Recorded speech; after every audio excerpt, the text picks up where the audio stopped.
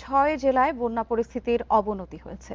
পার্বত্য চট্টগ্রামের সাঙ্গু, মাতামুহুরী, চিরিঙ্গা নদী, সিলেটের মনুধোয়াই, ধলাই, কুশিয়ারার 10টি স্টেশনে পানি বিপদসীমার উপরে।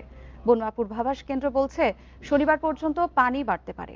এদিকে লালমনিরহাটের ডালিয়া পয়েন্টে তিস্তার পানি বিপদসীমার 3 সেন্টিমিটার ওপর দিয়ে বইছে। এ নিয়ে আরো জানাতে রাজধানীর আবহাওয়া অধিদপ্তর থেকে যোগ দিচ্ছেন সহকর্মী আদিলুর রহমান। আদিলুর, আবহাওয়ার পরিস্থিতি জানাবেন, ভারী বৃষ্টি আর কতদিন থাকতে পারে এবং আবহাওয়া অফিস এ বিষয়ে কি জানিয়েছে?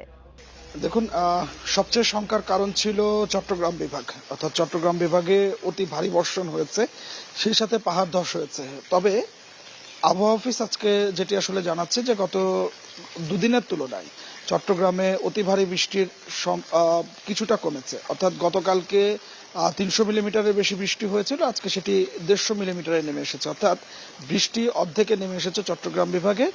তবে এখনো কিন্তু আসলে অতি ভারী যে বৃষ্টি, সেই অতি ভারী বৃষ্টিটি হচ্ছে। অর্থাৎ 89 মিলিমিটারের বেশি বৃষ্টি হলে সেটিকে কিন্তু আসলে অতি ভারী যে বৃষ্টি, সেই বৃষ্টিটি বলা হয়। চট্টগ্রাম বিভাগে যেহেতু আসলে টানা বৃষ্টি হচ্ছে, সেক্ষেত্রে পাহাড় ধসের যে সংখ্যা, সেই সংখ্যাটি এখনো রয়ে গেছে বলেই কিন্তু আবহাওয়া অধিদপ্তর আমাদেরকে জানাচ্ছে।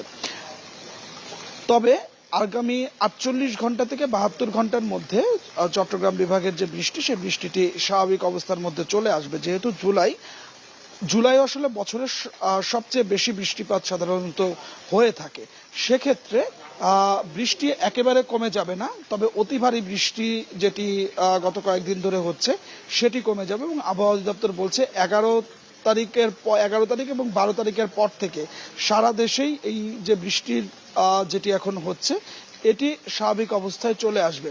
চট্টগ্রাম বিভাগের বৃষ্টি কিছুটা আসলে কমলেও বৃষ্টি এখন বেড়েছে ময়মনসিংহ, রাজশাহী এবং রংপুর বিভাগে। এই বিভাগগুলোতে গত কয়েকদিনের তুলনায় বৃষ্টি অনেক বেশি বেড়ে গেছে। অর্থাৎ এই এলাকাগুলোতে বা এই বিভাগগুলোতে এখন অতি ভারী বৃষ্টি যেটি সেটি হচ্ছে বলে কিন্তু আবহাওয়া দপ্তর আমাদেরকে জানাচ্ছে। ঢাকার কথা যদি